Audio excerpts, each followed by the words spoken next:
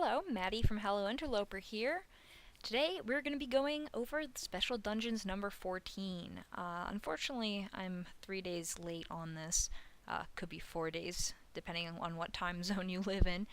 But yeah, I actually am on vacation and I haven't touched my computer since Thursday night. So I opened up my computer just for you guys so I can make a video. And if I do mess up a little bit while talking, it's because it's rather late. My friend Max was distracting me with talk about Pokemon. Go figure.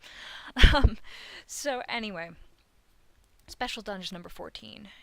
Let's go over what's going on here. So basically, Special Dungeons have been kept the same from last time. There's the Keystone Tower, the Magic Tower, and the Vault of Trials, which can only be opened if you complete certain zones in both the Keystone and the Magic Tower. Now, when you go through the Keystone or Magic Tower, you get shards. So on the first clear of Zone 1, you get 3, and second clear and on, you get 1 for Zone 1. Zone 2 to 4, 1 to 1, Zone 5 to 9, 2 or 1 for clears after the first. And then Zone 10, you can repeat it indefinitely for 3. So, now, you can use these shards as kind of like event tokens, or what you can do is you can put a Keystone and Magic Tower coin or shard together to make a tower coin. And then 3 coins can be spent to enter the Vault of Trials, which is kind of a sort of tower, so to speak, although it's a vault, where you can get a lot of bosses, get a lot of points. Generally, it's worth putting them together into a tower coin and using them on Vault of Trials than actually using the shards for pacts. So, yeah, that's pretty much all very consistent with last time. Vault of Trials is a zone between 2 towers that holds 3 bosses. You must fight all 3 of them during the same battle. Defeat or capture the bosses to earn massive points. There are 3 fights available each time you enter. So, the bosses featured in the vault are the same as in the 2 other towers. Now, I have not done this event long enough to actually see the Vault of Trials, but it says here you might fight all of them during the same battle, which seems to be new. I never heard during the same battle, but I guess that means that, your guys can't be wiped out during that, so I'm not really sure. I wish I could tell you guys more, but event points, you can see how many points you get for actually clearing the bosses here and the foes.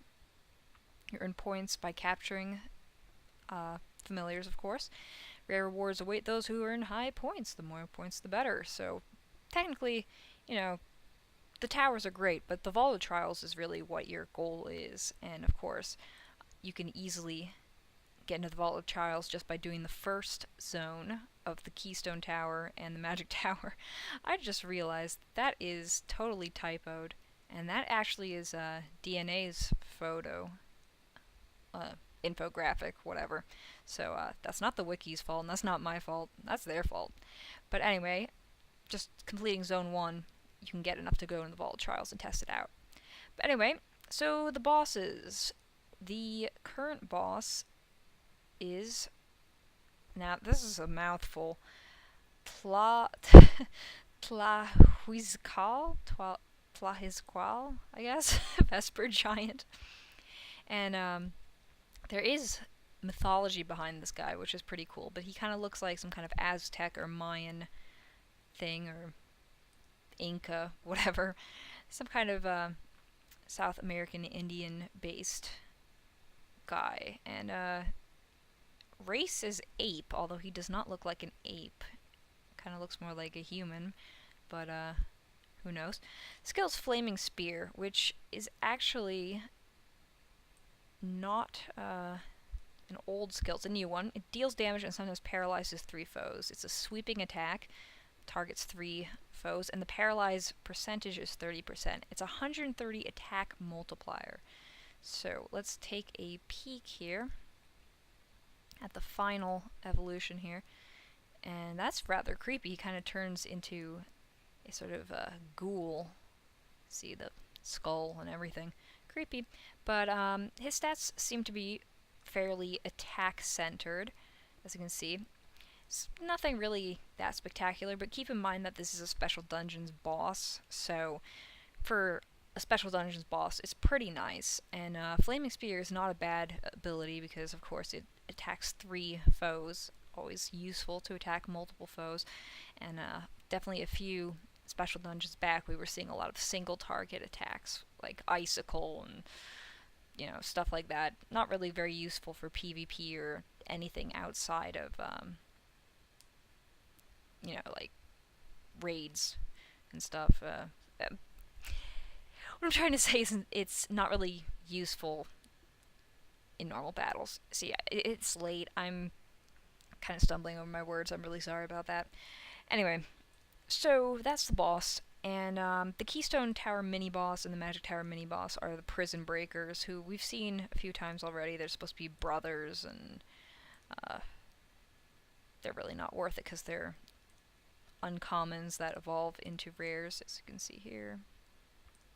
Anyway, let's go on and look at the other guys here. Now, we have a new legendary and a new rare, of course, and if you get 1 million points, you get one of the rares, and also the top 35,000 do get this rare.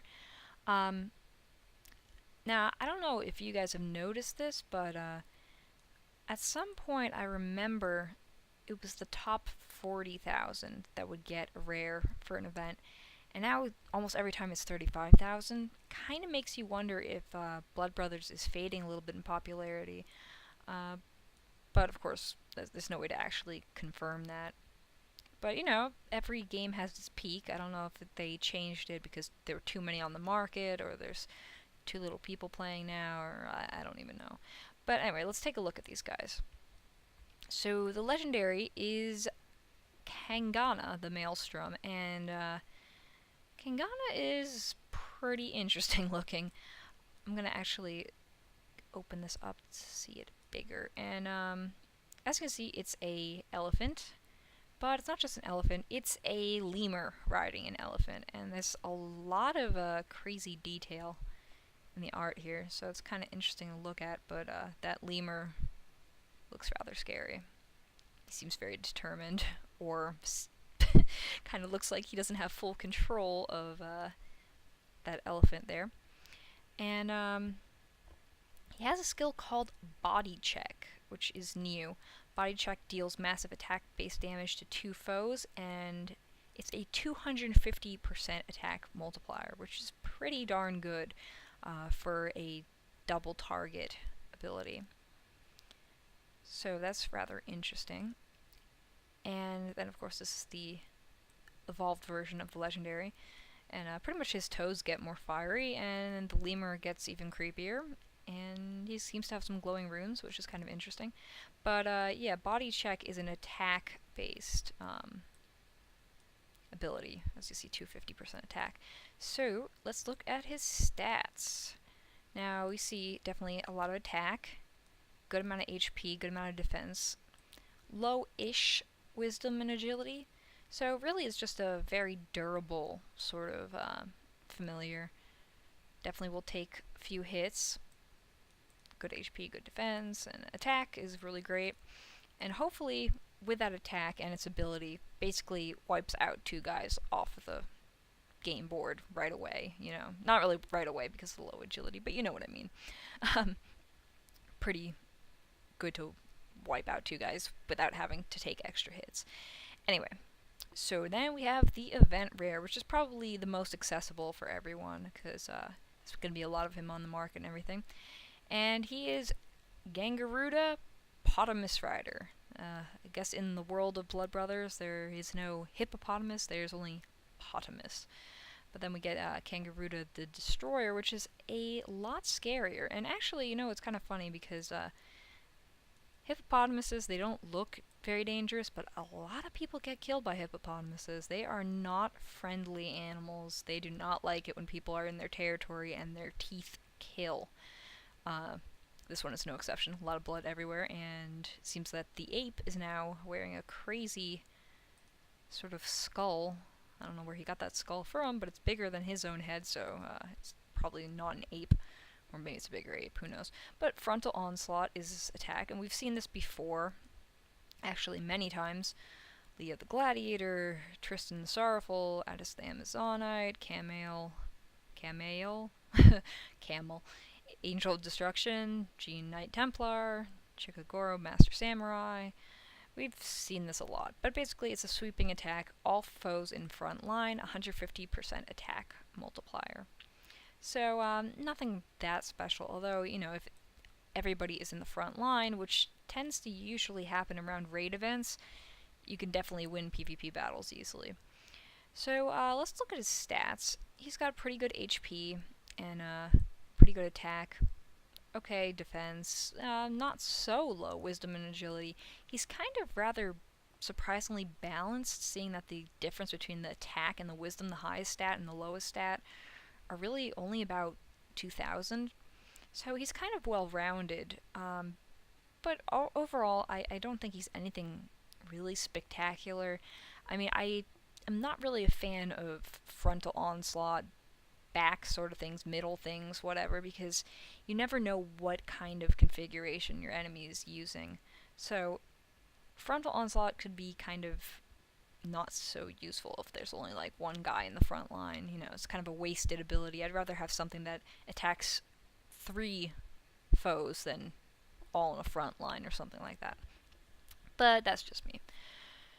So, anyway, those are the guys that you can get in this event, and don't forget, it seems that this is now an occurrence with all events. There seems to be a login event for every single event going, and once again, these stupid bloodbound mandrakes. I really wish they weren't bloodbound, because that would be useful to get a little bit of trading fodder and whatnot, but get dried sage for day 1, 10 silver coins. Although it says event silver coins on the wiki, I don't know why, but it seems to be a normal silver coin here. Day 3 is the Mandrake Bloodbound. Then day 4 is Hathor the Doting. I actually never showed Hathor the Doting. She has an ability called Demonic Stab, and I'm gonna take a peek here. Deal damage to all foes and sometimes disable for 1 turn. That seems pretty good to me, but it's 100% attack multiplier, which really isn't that high for an attack, but it does deal damage to all foes, and it doesn't really take precedence over, frontline, backline, or anything, so it's kind of useful.